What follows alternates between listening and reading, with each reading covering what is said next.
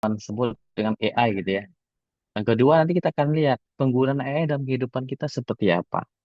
Apakah kehidupan sehari-harinya seperti kita bekerja, kita belajar, kemudian dalam kegiatan untuk menonton dan hiburan macam-macam. Kemudian juga di statement tentang AI mengubah dunia. Seperti apa sih AI yang melakukan mengubah dunia gitu ya.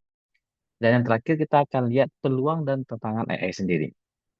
Pasti sesuatu itu di knowledge ataupun di sebuah saintis pasti ada plus sama minusnya.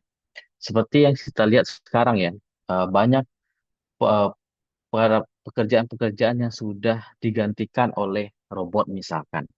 Robot bagian dari AI. Nah, kalau kita tidak beradaptasi, pasti suatu saat kita akan digantikan. Oleh sebab itu, kita akan mereview, akan melihat ke depannya seperti apa dan apa yang harus kita hadapin gitu ya. Nah, next,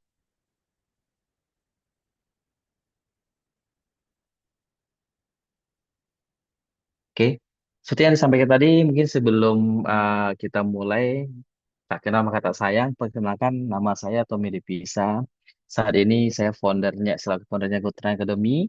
Kemudian saya bekerja di salah satu Telkom company ya. Jadi PT Trans Indonesia Super Corridor dan diamanahkan saat ini sebagai General Manager Transport dan CME-nya.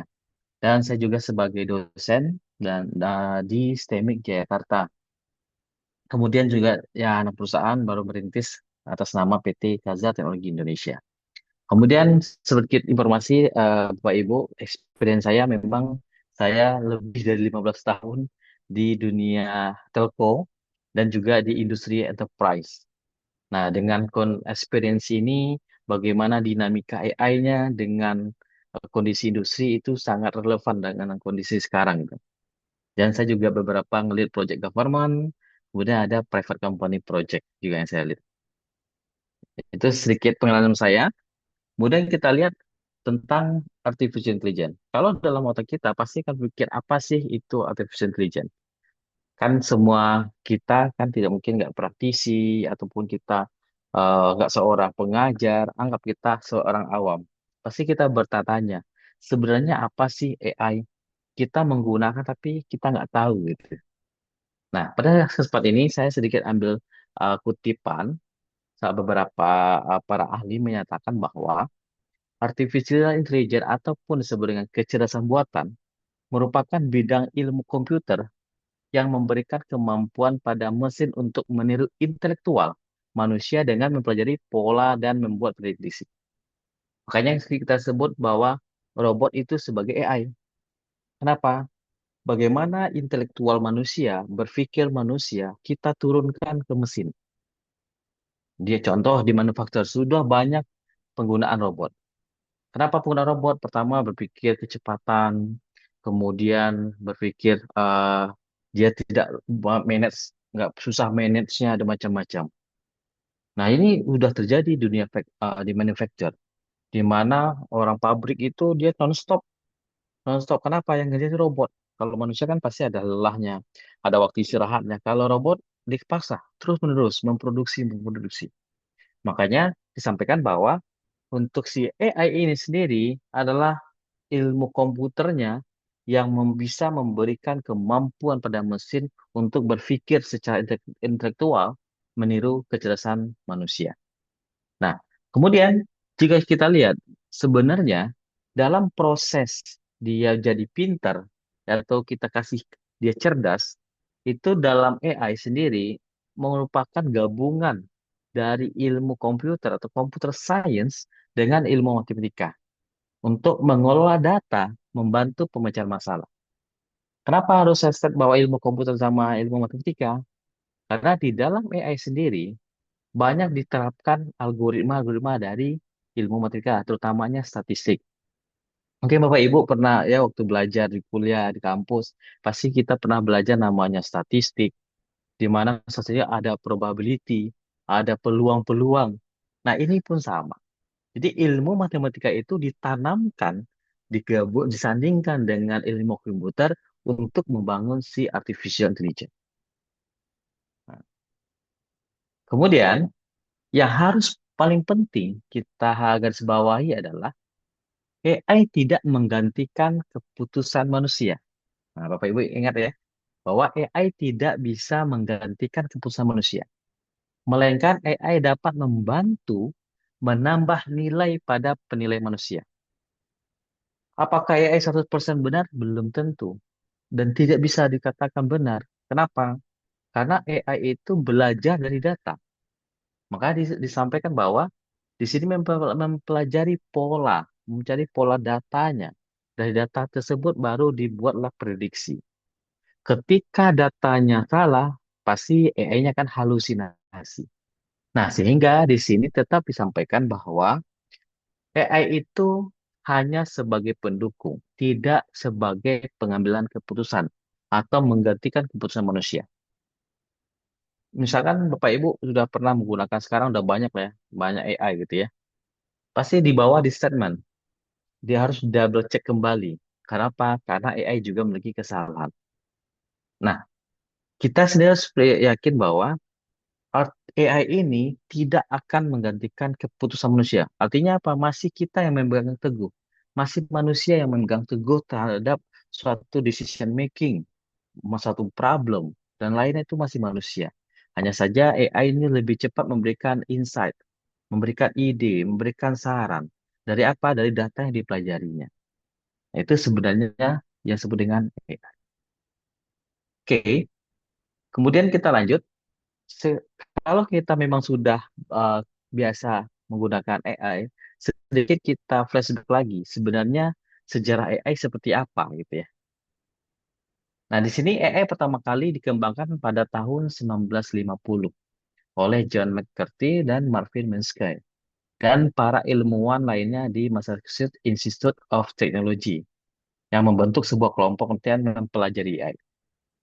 Nah, kemudian mereka dengan gencarnya mereka menciptakanlah sebuah program-program komputer yang dapat meniru kemampuan manusia, seperti pemrosesan bahasa alami atau natural language processing dan permainan catur.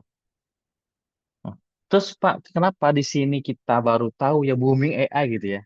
Padahal ini udah lama gitu. Hanya saja AI itu berkembang ada sub-sub bidang lainnya. Nah, di bidang yang sekarang inilah lagi langsung populer gitu ya. Artinya kita ini udah 100 tahun lalu ya udah ada gitu.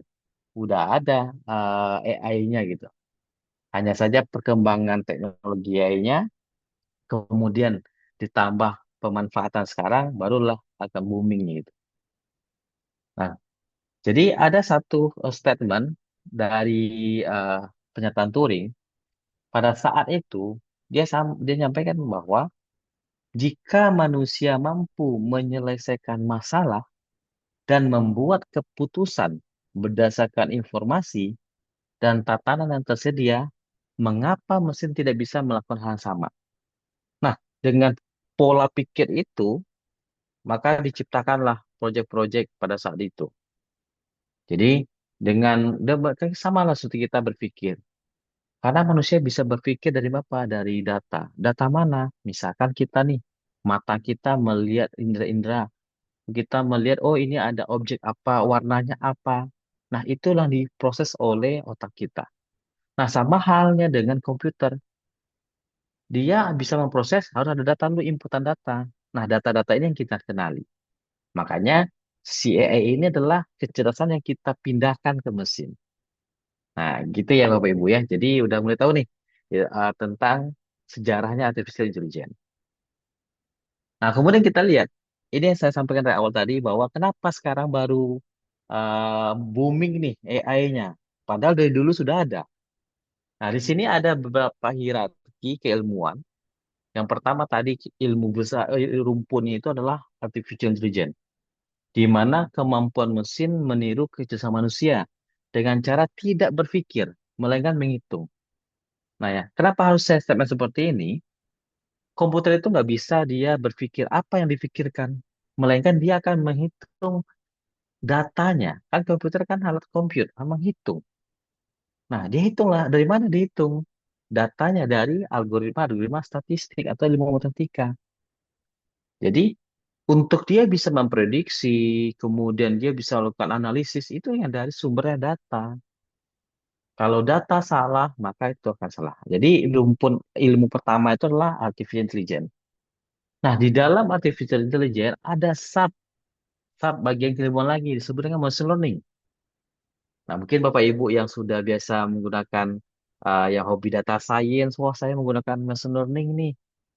Nah, kenapa machine learning? Oh, dia bisa belajar sendiri dari data tanpa harus kita program secara implisit. Contohnya apa gitu ya Bapak Ibu ya. Nah, aktualnya sekarang misal kita di cyber security. Misalkan salah satu contoh keamanan. Dulu kita antivirus kita kan kita update signature ya. Jadi signature itulah tanda pengenalnya ini loh ini virus A, ini virus B, virus C gitu ya. Nah, semenjak ada machine learning, dia nggak perlu lagi menandai itu. Ketika dia tidak ada datanya, berarti dimasukin data baru. Tidak ada datanya, masukin data baru. Sehingga belajar terus tuh banyak data dia. Ketika ada serangannya, dia otomatis sudah tahu. Tapi kalau seandainya kita masih manual, kita update. Ketika telat update-nya, ya udah kita akan berdampak. Sehingga penerapan AI-nya, khususnya dalam machine learning, akan membantu mempercepat analisis, membantu percepat prediksinya. Karena tidak ada campur tangan manusianya. Istilahnya adalah kita tidak membuat pengenalan itu tidak tanpa kita coding lagi, biar dia belajar sendiri. Nah, itu yang sudah diterapkan sampai saat ini. Kemudian di dalam machine learning ada lagi bagian keilmuannya, disebut dengan deep learning, di mana menggunakan perhitungan yang disusun secara terinspirasi oleh neuron di otak manusia. Kenapa? Otak kita ini kan banyak saraf ya. Jadi kalau kita belajar di kampus ini misalnya jaringan saraf tiruan. Jadi bagaimana otak kita menyimpan memori, saling terhubung neuronnya masing-masing, berapa juta yang terhubung neuronnya. Nah, itulah yang diadopsi dalam deep learning. Kemudian bedanya gimana dengan machine learning? Karena dia akan mengenali setiap tahapannya, setiap dikenali. Misalkan salah satu buah apel gitu ya. Buah apel itu akan dicari bagaimana daunnya, kemudian kulitnya seperti apa, pola kulit seperti apa, di terus menerus. Kenapa? Deep learning, lebih dalam analisisnya. Nah, inilah hierarki keilmuan dari AI. Tapi kalau di dalam secara global, mungkin orang nggak berbicara, wah saya pakai deep learning ya, oh saya pakai machine learning enggak. Hanya orang menyebut adalah AI. Walaupun dalam itu misalkan sekarang kita menggunakan LM, large language model, ataupun machine learning-nya, itu orang nggak bakal tahu, oh ini machine learning enggak. Tapi orang lebih banyak lah, slogannya adalah AI gitu ya.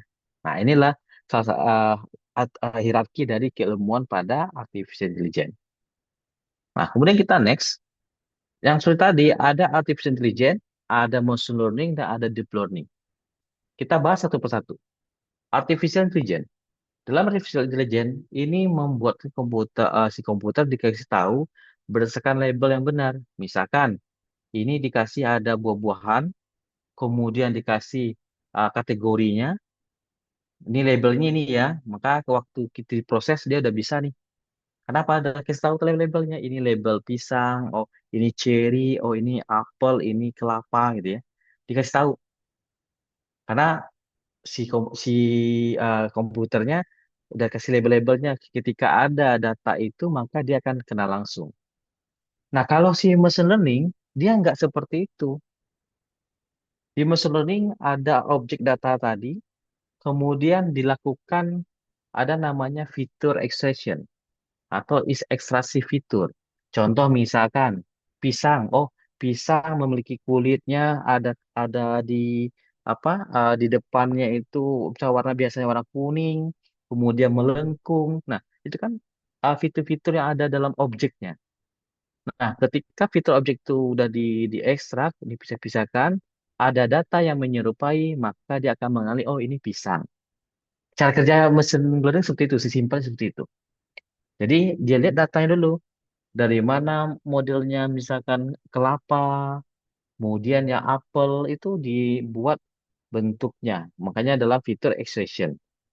Nah, kalau di dalam sisinya ini, di deep learning, kalau deep learning, ini seperti yang tadi, dia kan meniru neuron network kita. Jadi banyak cabang-cabangnya. Nah, dari sini dia akan melihat semua dari objek tersebut dia akan dibandingkan satu persatu.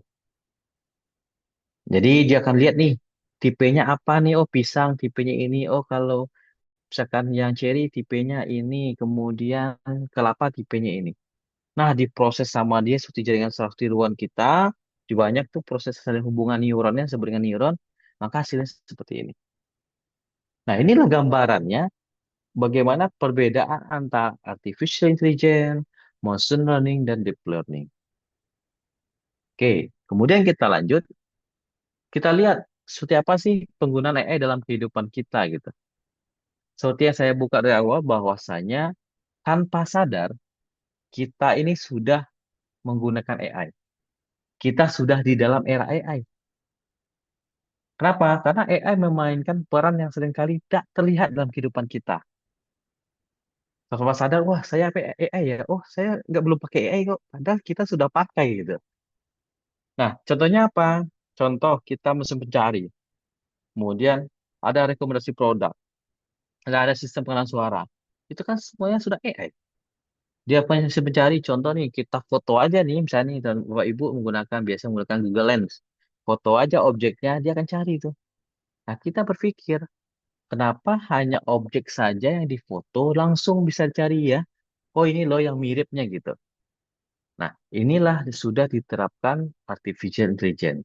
Sekali lagi, hanya saja yang saat ini yang booming karena ChatGPT lah, Gemini lah, dan Claude lah macam-macam itu karena orang tahunya AI-nya hanya itu, padahal itu bukan hanya sekedar itu saja gitu.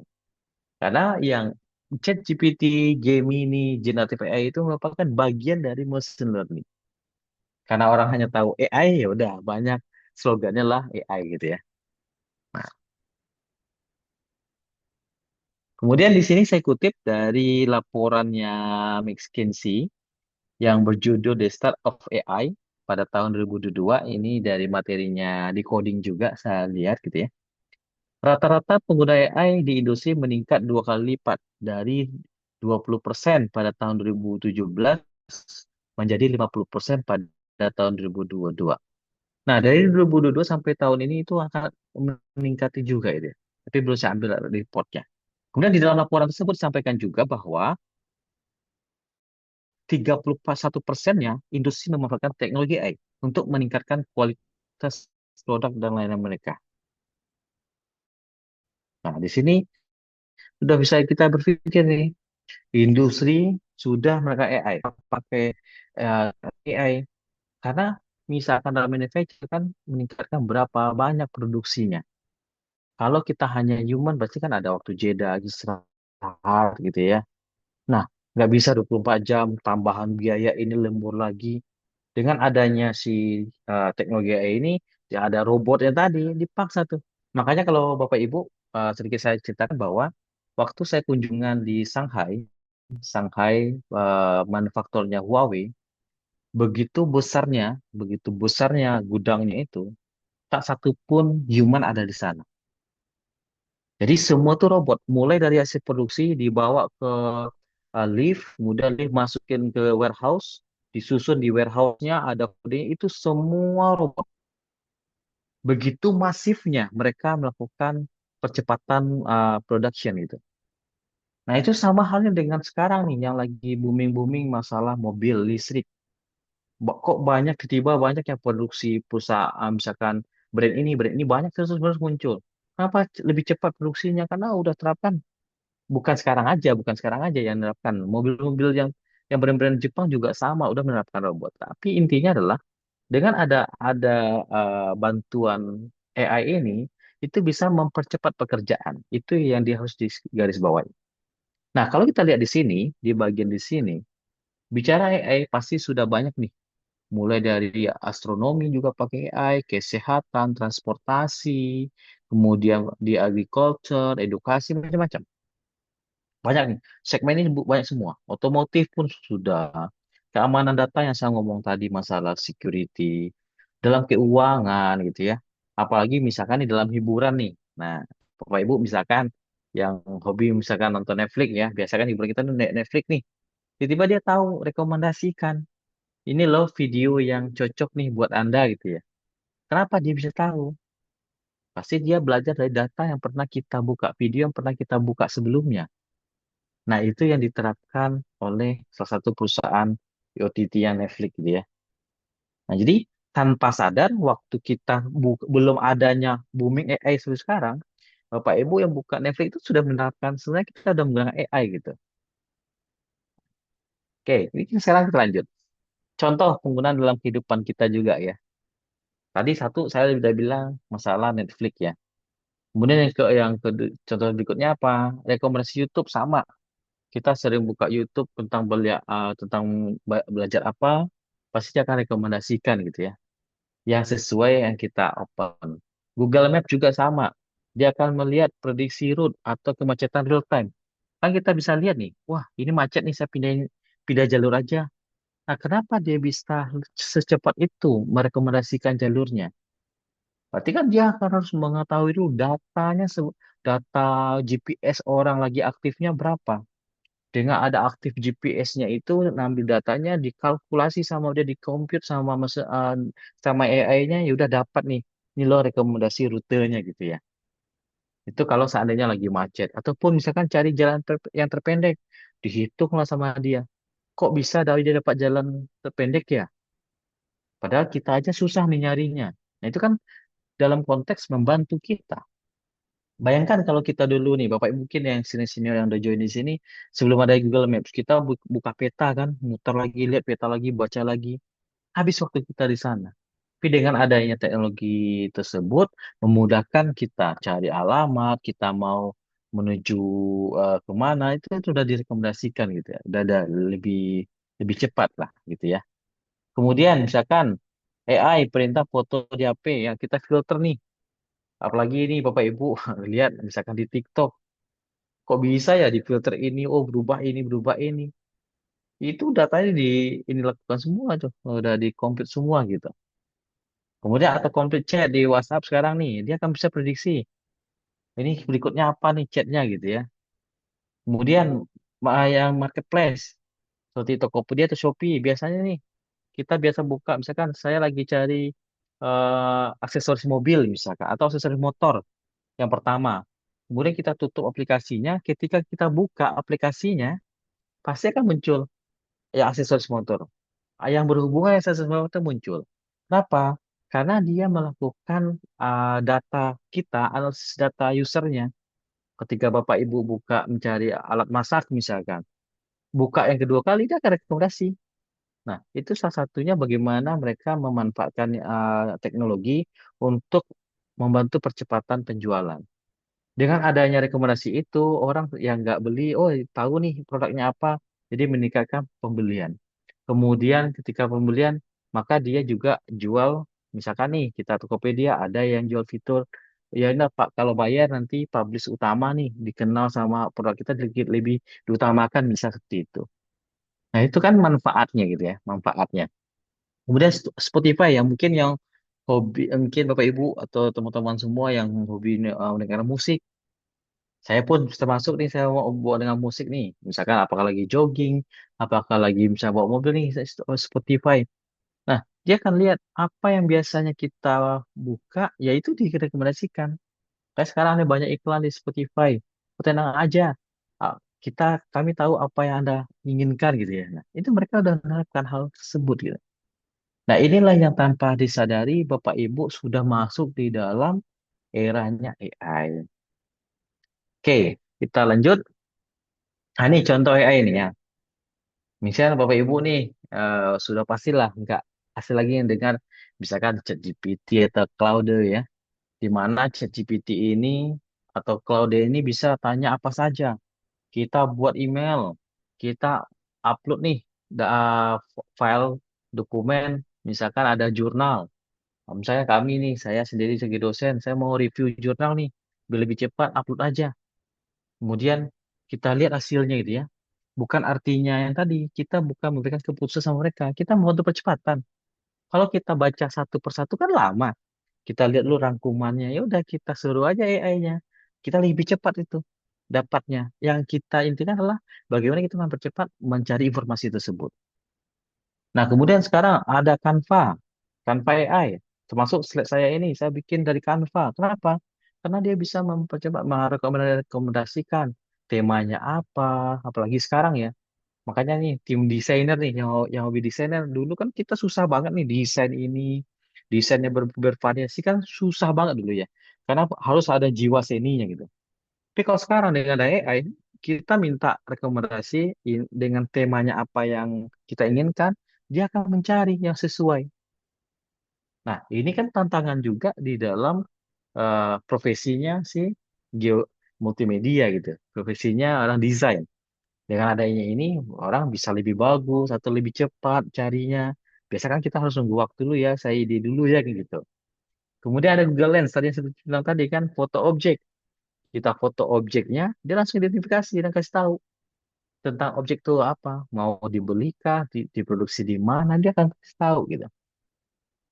Nah, kemudian Suno atau Yudino. Nah, sekarang kita ketik nih lirik genre musiknya apa, dia akan kasih tahu tuh. Dia buat lagu lengkap dan detiknya tuh banyak tuh. Dalam 1 detik aja bisa buat lagu.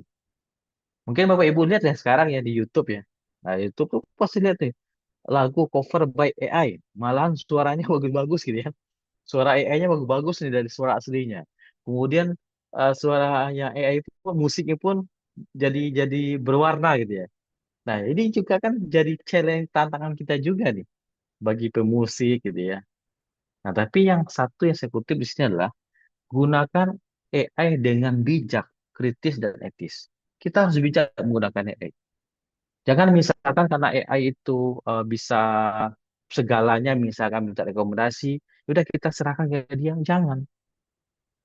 Misalkan kita belajar, boleh kita lihat, boleh, boleh, nggak pasti kita larang buat buka AI gitu. Tapi jadikan itu sebagai referensi kita, mendukung kita. Nah, kemudian kita lanjut di sini. Tadi ada statement dari awal bahwa AI itu sudah mengubah dunia. Nah, dunia apa sih yang sudah dirubah gitu ya? Ini beberapa hal-hal yang atau beberapa bidang yang sudah diterapkan. Mungkin di sini saya belum memasukkan contoh salah satu contohnya misalkan di kesehatan. Deteksi kanker dari foto X-ray lebih akurat dari dokter. Diagnosanya lebih cepat dan terjangkau. Kenapa? Karena dia tahu polanya dibaca X-ray itu langsung dikasih rekomendasi apa penyebabnya. Kalau dokter kan sama manusia ya pasti tahu juga kan dia akan lihat tuh satu persatu ya. Karena kan eh, akan dipelajari lagi gitu ya. Nah, kalau si AI karena dia udah punya datanya, sudah di training, dia simpel Bapak Ibu ya. 1 hari, 1 detik yang kita gunakan AI itu mau melakukan sebanyak 200 juta report di training namanya, di training si AI-nya. Jadi Bapak Ibu menggunakan ChatGPT, menggunakan game ini dan lain apapun, itu kita sebenarnya membantu pihak tersebut dalam melatih si AI-nya. Dengan banyaknya kita kasih inputan itu semakin pintar dia. Makanya sampaikan AI itu kalau nggak ada data nggak pintar. Dengan banyaknya data maka dia akan jadi pintar gitu. Nah, kemudian dalam kesehatan, sekarang kalau kita lihat misalkan nih eksperimen di China, dokter aja operasi sudah dari jarak jauh, kemudian dia connect dengan yang si robotnya, dia bisa melakukan operasi dan itu berhasil. Misalkan nih, apa sih manfaatnya gitu ya? Ternyata kita ada penyakit misalnya penyakit yang sulit lah di dalam Indonesia, karena ada dokternya spesialis misalnya di Singapura misalkan. Dengan ada teknologi ini, mungkin besok kita nggak perlu berangkat ke Singapura. Cukup kita sediakan di sini, kemudian medianya kita selesai. Beberapa bisa mempercepat waktu kan, nggak terbang dulu ke Singapura, cari penginapan dan macam-macam. Nah, inilah salah satu manfaat AI teknologinya kita manfaatkan untuk mempercepat, membantu percepatan. Itu konteks dalam kesehatan. Kemudian kita ambil konteks dalam bisnis dan UMKM. Chatbot layani pelanggan 24 jam. Analisis penjualan otomatis. Hemat biaya operasional. Seperti yang saya bilang tadi, kalau seandainya kita punya service, kita punya perusahaan, ataupun kita punya layanan yang berhubungan dengan jasa, pasti ataupun penjualan yang standby 2 ke 24 jam. Pasti kita akan mikirkan namanya satu, bagaimana kecepatan untuk membalas respon customer. Yang kedua, bagaimana kita mengatur time schedule-nya si karyawan kita. Kalau Bapak Ibu perhatikan, sekarang nih, biasanya kalau kita melihat suatu produk, pasti kita akan tanya, ini produknya apa, manfaatnya apa. Sekarang di marketplace semuanya sudah dapat AI. Baru kita chat, baru 1 detik langsung dia respon. Artinya apa? Dengan penerapannya si AI ini, membantu untuk membantu percepatan informasi ke customer kita. Kenapa? Dia langsung bisa feedback. Kalau kita user kan misalkan nih, contohnya ya use case-nya. Ketika ada 10 customer dia WA saat bersamaan, pasti kita sebagai human, kita satu-satu kan kita balas. Kita balas dulu ini, balas ini, dan seterusnya. Jadi dengan adanya AI, dia langsung secara sekali waktu bersamaan dibalas. Nah, itulah yang disampaikan bahwa penerapannya itu juga bisa membantu mempercepat, membantu menghemat waktu kita, membantu menghemat operasional kita. Kemudian dengan adanya AI ini penerapannya, kita juga bisa review. Review penjualannya lebih cepat. Review kita idenya ke depannya, terus apa yang mau dijual itu juga bisa gitu ya. Nah, ini sangat membantu dalam segi bisnis pun, gitu. Nah, kemudian di dalam bisnis, kalau kita lihat, dan termasuk tempat saya bekerja, dulu mungkin kita melihat sebuah laporan berbentuk dashboard. Dashboard, kemudian kita akses dulu, login, cek dashboardnya, informasinya, apalagi misalkan revenue ya. Kok sekarang sudah mulai beralih. Para owner kita, kemudian para yang high level kita, saya nggak perlu lagi namanya login ke aplikasi dashboard, cukup saya kirim WA aja, saya mau tampilkan laporan penjualan gitu. Nah, dengan adanya itu akan lebih cepat prosesnya. Nah, sekarang sudah beralih. Tidak lagi orang memikirkan masalah dashboard ya, melainkan dia udah mulai mengarah bagaimana integrasi dengan AI. Nah, inilah opportunity ke depannya. Nah, kemudian poin berikutnya, kreativitas. Dalam kreativitas, contoh nih, misalkan di desain. Kita desain logo kan pasti kita mikir dulu ini yang mana modelnya, kemudian maknanya apa, warnanya apa. Kalau sekarang dengan ada AI, saya mau bikin logo ini dengan temanya ini, warnanya ini, artinya ini, langsung jadi. Kalau kita kan dulu kan, kita mikir dulu ini yang mana ya. Kita Photoshop lagi, kita Adobe Illustrator lagi, dan macam-macam. Artinya dengan penerapan AI ini kita bisa kreativitas kita lebih tinggi, lebih cepat dia bisa membantu kita dalam inovasi juga gitu. Makanya desain logo, musik, video, dan artikel dapat dibuat dalam hitungan detik dengan AI. Buka AI, buka Claude ataupun ChatGPT atau Gemini. Buatkan saya logo ini untuk dipublish di detik selesai. Nah, ini juga menjadi tantangan bagi orang desainer, bagi yang ya namanya yang berhubungan dengan multimedia. Sekarang itu juga. Tapi yang positifnya adalah dengan adanya ini percepatan waktunya, prosesnya, bisa kreativitas kita meningkat.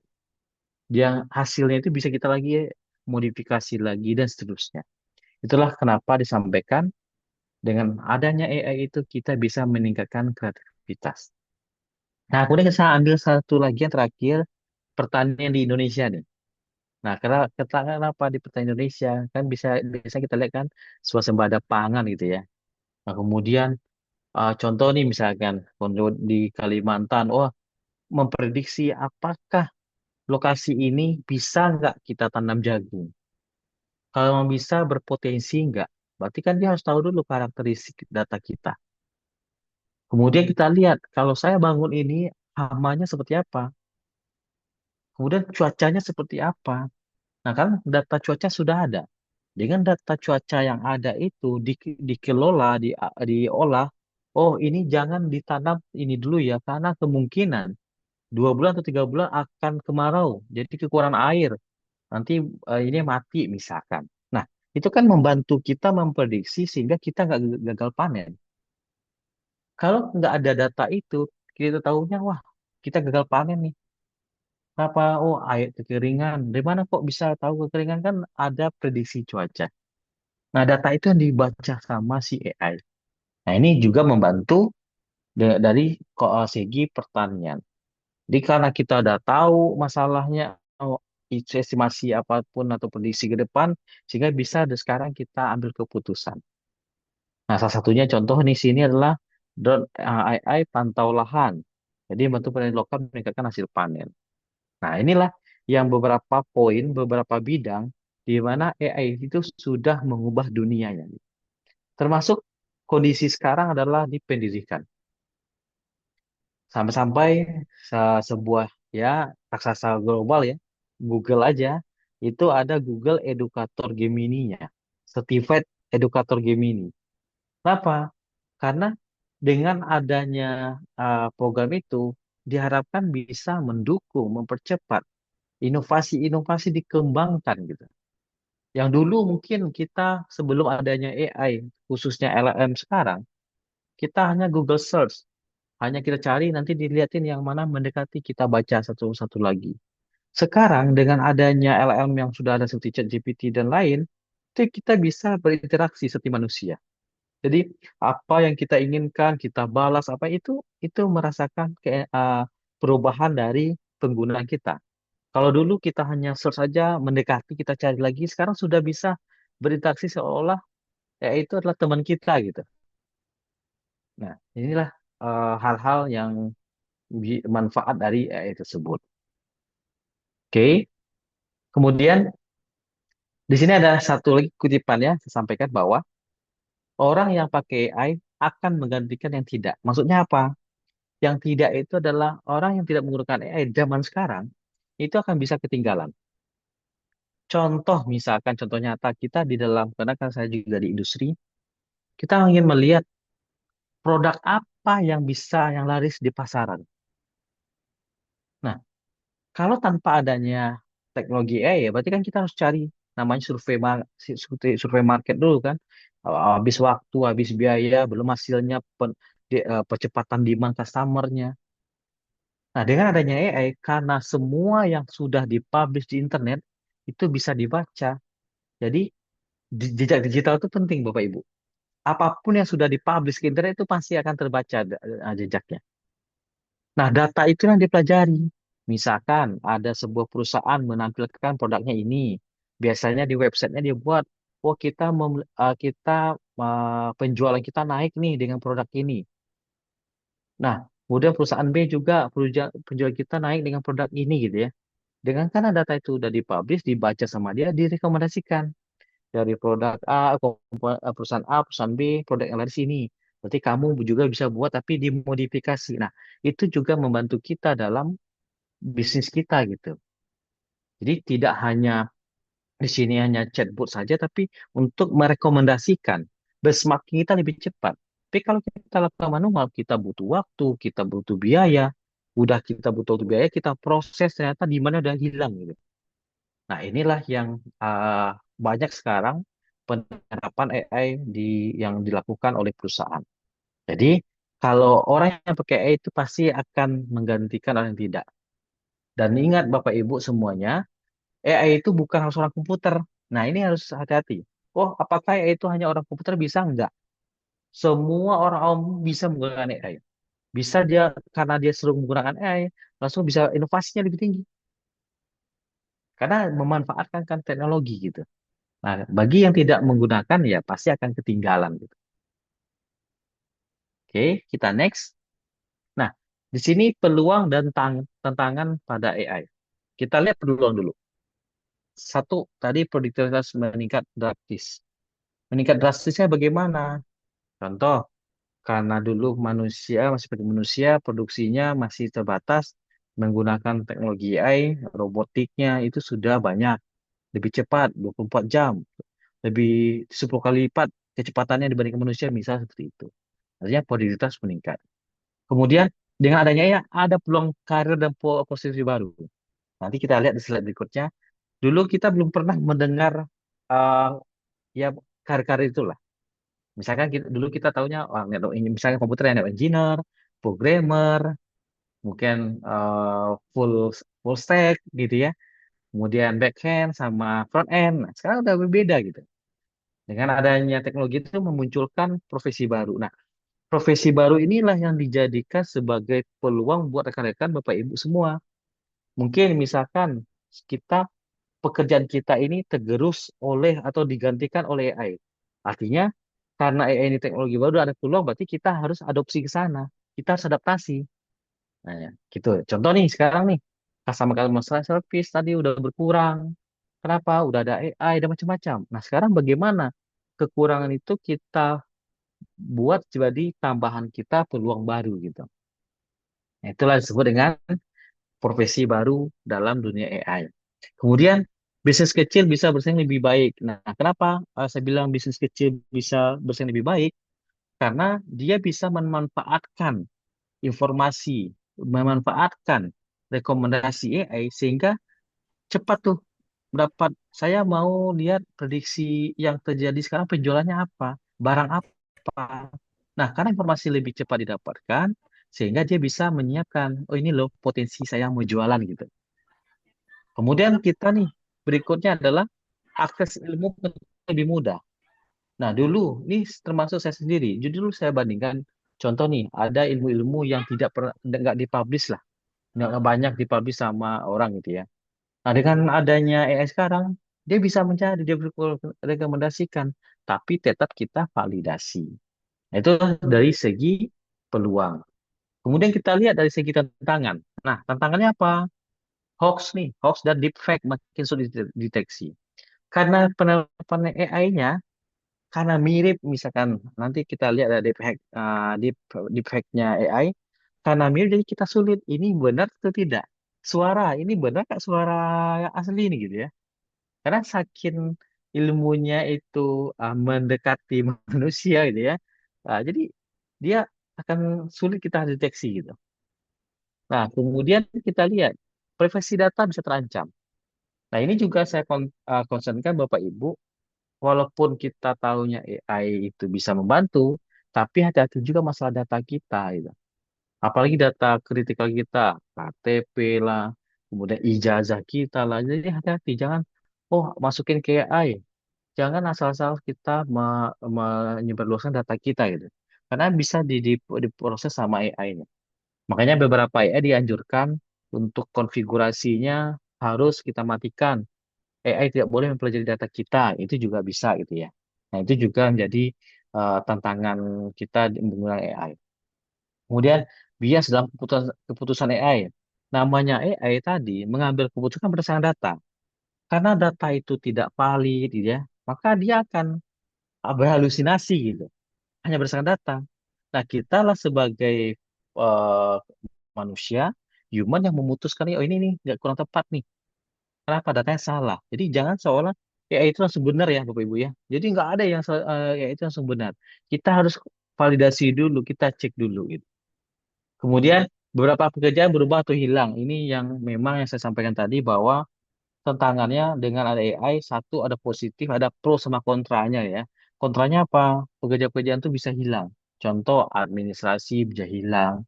Kemudian customer service berkurang, bukan hilang tapi malahan berkurang. Kenapa? Orang udah ada AI kok bisa balas. Saya mau jam berapapun, dia langsung balas kok. Misalkan kok kita kadang namanya human, misal lagi jaga malam, mungkin bisa ketiduran. Ketiduran 5 menit atau 3 menit kan pasti ada waktu peluang tidur ya. Tapi kalau misalnya AI kan enggak. Baru kita kirim, dia langsung respon. Nah, gitu. Itulah pekerjaan-pekerjaan yang bisa hilang. Nah, dengan adanya pekerjaan bisa hilang ini dan peluang ada yang baru, kita sebagai human, kita harus menyesuaikan. Kita lihat, kita coba belajar lagi. Kita adaptasi. Sesuatu itu harus kita adaptasi. Oke? Kemudian, di sini contohnya, ini saya beberapa saya kutip dari Jobstreet ya. Nah, dari Jobstreet itu muncul nih profesi baru nih. Ada namanya agentic AI engineer. Udah ada AI engineer, ada AI engineer. Artinya apa? Banyak loh dibutuhkan sekarang profesi-profesi baru. Nah, kalau kita lihat di sini pekerjaannya, pokoknya apa saja dia tahu nih tentang programmernya juga. Karena AI engineer itu juga berhubungan dengan programmingnya gitu. Nah, ini contohnya di sini ya. Engineer yang akan bantu perusahaan dalam memperkuat infrastruktur open cloud. Nah, berarti ada peluang-peluang baru nih. Nah, kita mungkin di yang era-era misalkan milenial ataupun yang ya Gen Z nih ya, rekan-rekan yang Gen Z misalkan mau mencari peluang baru, nah ini bisa kesempatannya.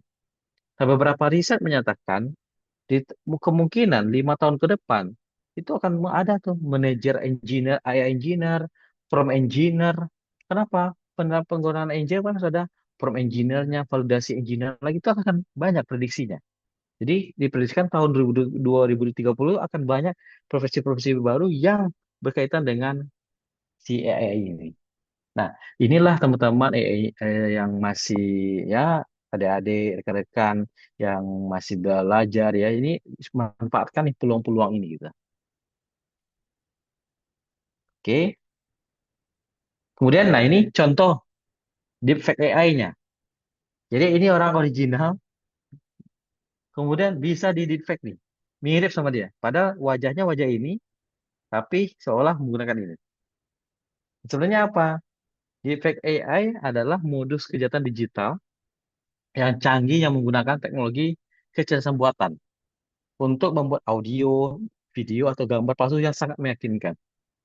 Makanya kalau Bapak Ibu lihat dari misalkan Instagram atau TikTok atau media sosial lainnya ataupun YouTube ya, kalau ada yang sedang melakukan proses itu, misalkan dapat defect, maka kuncinya apa? Coba angkat 3 jari gitu ya. Angkat 3 jari di depan kamera, pasti itu akan kelihatan. Kenapa? Ketika diangkat 3 jari ke depan kamera, kita tekuk ini dia berubah-ubah. Nah, itu cara menandakan dia itu deepfake. Mungkin Bapak Ibu bisa lihat tuh, misalnya lagi scroll medsos ya, kan kelihatan tuh. Jadi caranya lah, angkat 3 jarinya gitu. Ketika angkat 3 jari, coba tutup. Nah, itu pasti. Tahu lah, makanya penipu tuh langsung matiin tuh. Apakah mau ada interview, ataupun yang bisnis ya, itu kan matiin tuh. Karena kan gini, ini juga termasuk dalam social engineering.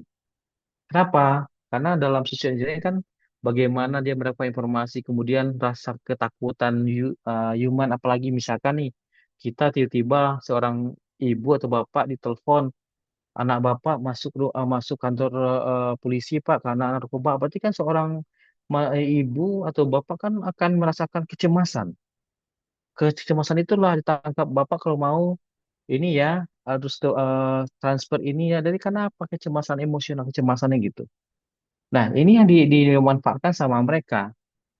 Dan kan satu lagi, kita percaya, wah, kalau ada yang pimpinan kita nelpon, pasti kita akan follow up, misalnya seperti itu. Nah, itulah yang ditiru sama deep AI. Jadi, ketika Bapak Ibu dapat masalah seperti ini, nah, salah satu kuncinya seperti tadi ya, suruh dia, yaudah angkat, angkat jari kamu ya, coba deh gitu.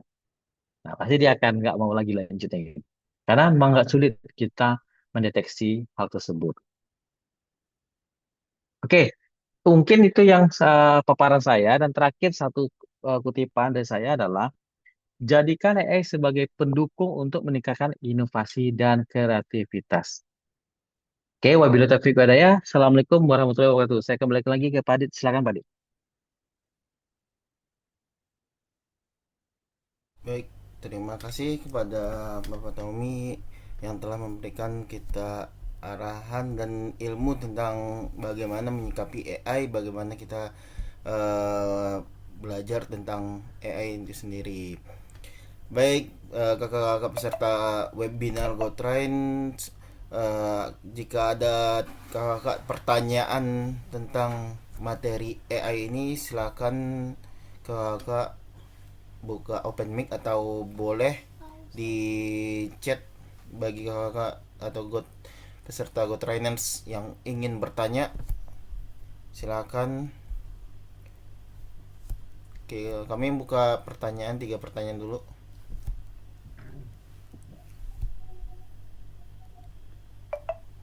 Selamat malam. 3 malam kak, ya boleh kak. Selamat malam. Selamat malam, ya silakan kak kalau yang mau bertanya. Halo? Ya, saya dengan Ibu Ito. Ya, Bu. Mm-mm. Malam, Mbak Tommy. Ya, malam Bu Ito. Iya, malam. Pak Tommy, Silakan Bu. saya mau Ya, tanya. Tadi kan kalau di bidang apa penjualan ya, kita bisa lakukan riset marketnya dulu. Agak lama ya, memang kalau mau melakukan riset market dibandingkan kalau kita menggunakan langsung, ya kan? ya. Pak Tommy, aku pingin eh, kasih contoh realnya dong. Oke. Maksudnya gini, eh yang AI lakukan untuk riset market itu seperti apa sih? Softwarenya apa? Atau langkah-langkahnya apa yang kita lakukan untuk melakukan riset market? Oke. Contohnya riset marketnya mungkin anak-anak sekarang nih kan suka banget nih live TikTok. Itu bisa nggak dilakukan riset marketnya? Artinya apa yang dilakukan di TikToknya berhasil atau enggak gitu? Bisa nggak di apa namanya dikasih contoh? Karena sekarang nih banyak banget nih live, apa eh, TikTok live-nya dia mereka tuh pingin tahu mereka berhasil atau enggaknya Oh, atau penjualan di live TikTok gitu kalau menggunakan AI seperti apa sih yang dilakukan? oke. Mungkin bisa saya jawab langsung Bu Ito. Terima kasih Bu Ito Oke, waktunya siap. sudah join di webinar ini.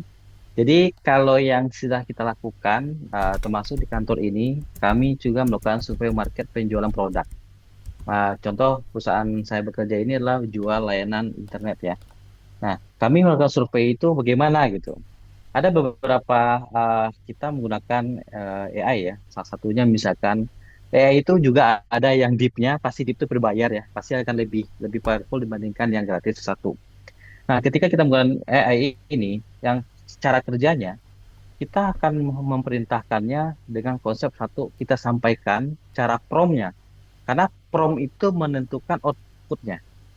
Nah, contoh waktu kita terapkan di kondisi kita, kita sampaikan satu, kita sampaikan personalita kita. Kami merupakan perusahaan yang bergerak di bidang internet. Yang kedua, kita memiliki jaringan seluruh Indonesia misalnya. Yang ketiga, kita melihat marketnya di lokasi ini, lokasi spesifik misalkan.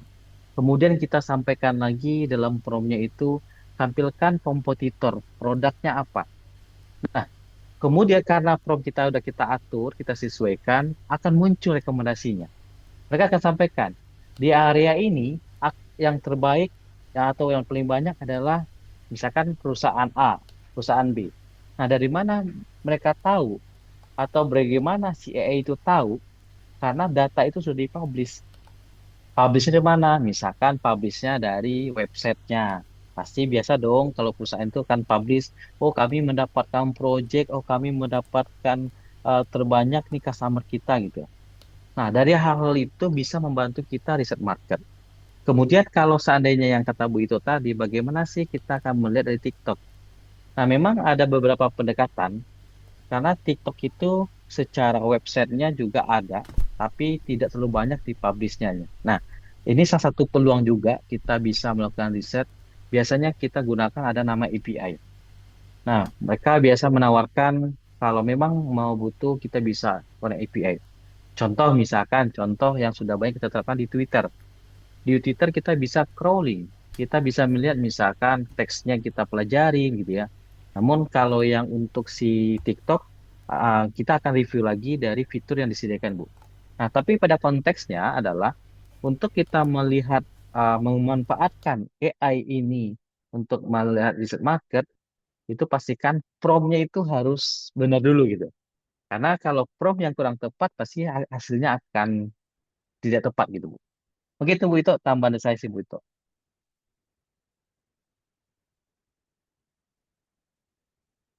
Silakan Pak Adit, pertanyaan berikutnya. Baik, terima kasih Pak Tommy dan Bu Ito yang telah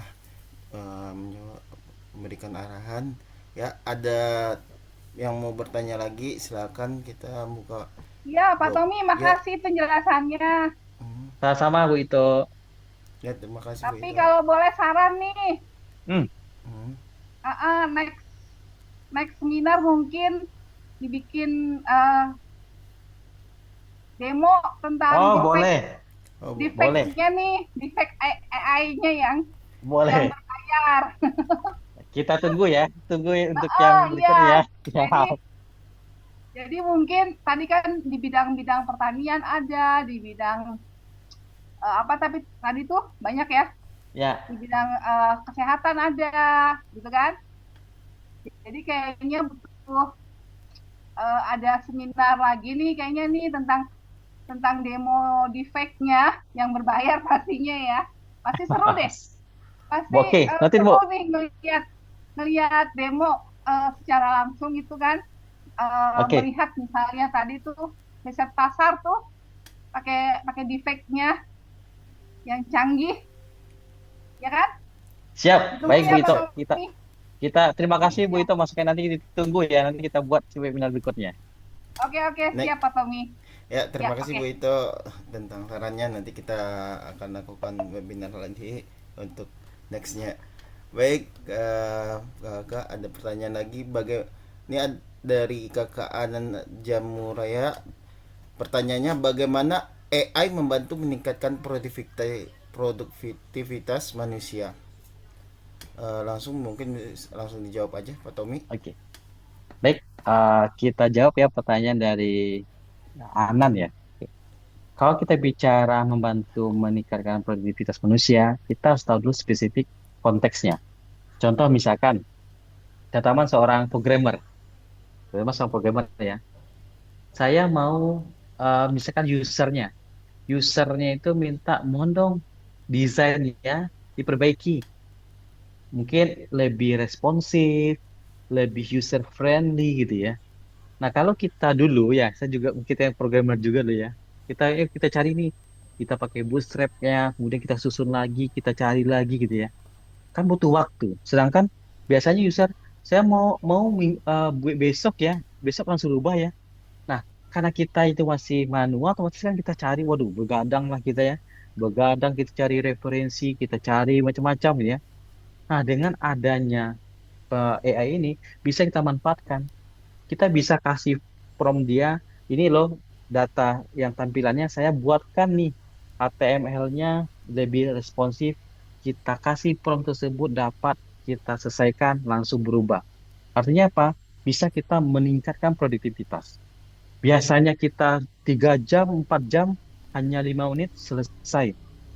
Sehingga apa? Ketika kita banyak pekerjaan, berarti bisa membantu mempercepat. Itulah produktivitas. Itu salah satu contoh. Kemudian contoh lainnya apa? Kita mungkin sekarang banyak pemangku ya ya high level lah. Mungkin teman-teman bisa lihat ada Claude ya. Claude itu ada namanya Coward. Coward itu asisten AI kita. Jadi kita kita bikin setting sama dia. Setiap pagi tampilkan laporan. Ya udah kita masukin data kita, datanya tiap pagi aja buat laporan. Kita tanpa kita bangun tidur kita udah tahu nih laporannya. Nah, karena laporan sudah dibuatin sama si AI-nya, kita sebagai pemangku keputusan bisa tahu nih apa langkah berikutnya. Saya bisa banyak kerjaan yang lain. Nah, itulah konteks dalam meningkatkan produktivitas manusia. Oke, silakan. Selanjutnya. Baik, terima kasih kepada Pak Tommy yang telah menjelaskan. Uh, Kakak yang lain, apakah ada pertanyaan tentang materi AI ini? Boleh silakan. Oh, oke. Bu Ratna, Pak Tommy, boleh di-share PPT-nya kah? Boleh. Boleh, Nanti boleh. Nanti kita selesai ini share. kita share ya PPT-nya gitu. Nanti kita share di grup ya nanti.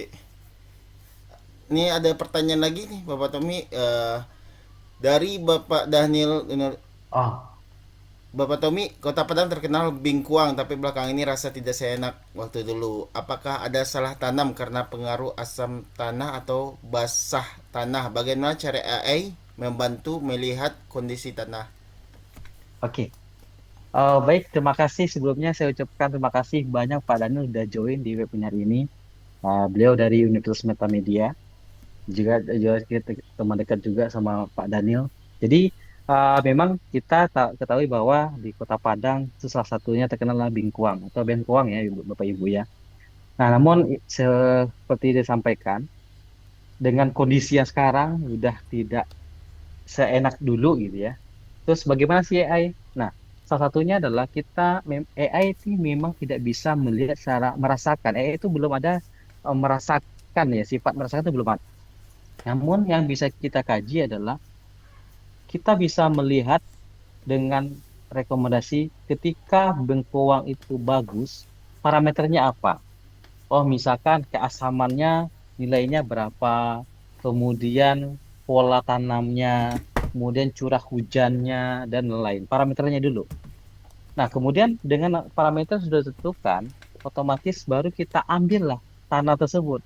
Tanah itu kita uji, kita lihat hasilnya seperti apa, kita bandingkan. Hasil dari yang si tanah tadi, kita sampaikan dengan AI, ini loh kondisi tanahnya, nanti AI akan mempelajari. Setelah dipelajari, dia akan melihat ini kurang cocok tanahnya ataupun ini kurang harus dirubah. Dia akan melakukan rekomendasi. Nah, seperti yang disampaikan tadi, Pak, bahwasanya AI itu belajar dari data. Kalau data nggak kita kasih tahu, dia nggak bakal bisa memprediksi. Nah, berhubung tadi misal kasus seperti ini, maka kita lihat, kita ambil sampling tanahnya, misalkan kita lihat dulu, uji dulu berapa keasaman tanahnya, atau tanahnya basah, kemudian kita sampaikan dengan si AI tersebut. Nah, AI itu akan mempelajari, mencari, scrolling semua data yang ada di publik. Semua ada dalam dataset, dibandingkanlah. Dari sana baru akan bisa lihat rekomendasi bahwasanya bengkoang ini bisa dikembalikan rasanya dengan catatan harus robah, harus ada kedalaman tanahnya atau tambahin pupuknya dan seperti itu. Mungkin itu Pak Daniel cara bagaimana AI bisa membantu untuk permasalahan tersebut. Karena pada Ya, dasarnya, terima kasih Pak Tommy. ya Terima kasih sama-sama Pak sekali. Daniel. Ini merupakan parameter yang harus kita kerjakan nanti Pak Tommy. Supaya bisa membantu masyarakat tani Bingkuang di Kota Padang Pak Tommy. Nah, baik Pak, saya setuju sekali Pak. Seperti yang saya paparkan tadi bahwa membantu pertanian Indonesia Pak. Nanti boleh Iya. kita lanjut diskus nanti Pak. Kita riset Oke, gitu. siap, siap. Terima kasih Pak Tommy. Ya, sama-sama Pak. Baik, terima kasih kepada Pak Daniel yang telah bertanya dan telah dijawab oleh Pak Tommy. Semoga nanti di Kota Padang juga bisa membantu masyarakat di sana. Baik, kakak peserta webinar, apakah ada pertanyaan lagi? Jika ada, bisa open mic atau chat. Baik, jika tidak ada pertanyaan, izin kita tutup webinar kita pada hari ini. Mohon izin kakak-kakak untuk open kamera. Izin kita mau screenshot dan foto dulu kakak peserta.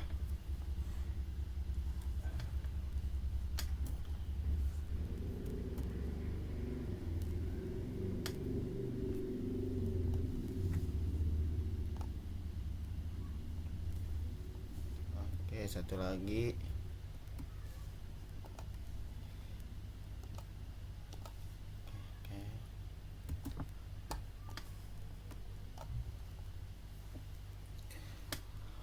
Oke, baiklah. Terima kasih kepada ke peserta webinar pada hari ini yang telah mengikuti Zoom webinar GoTrend Academy. Semoga ilmu dan insight pengalaman yang dibagikan kepada kakak-kakak bisa menjadi langkah awal menuju kesuksesan dan pengembangan diri tentang AI tersebut. GoTrend hadir sebagai wadah belajar berkembang dan bertumbuh bersama generasi yang ingin terus meningkatkan kapasitas diri karir. Next, kita akan mengadakan juga webinar selanjutnya kepada kakak-kakak peserta. Terima kasih. Kita akhiri. Assalamualaikum warahmatullahi wabarakatuh. Selamat malam. Waalaikumsalam warahmatullahi Waalaikumsalam wabarakatuh. warahmatullahi wabarakatuh. Terima Terima kasih kasih. semuanya. Terima Terima kasih. Waalaikumsalam kasih. warahmatullahi Terima wabarakatuh. kasih Pak Tommy. Ya, sama pada Ya. rekan semua. Pak Tommy.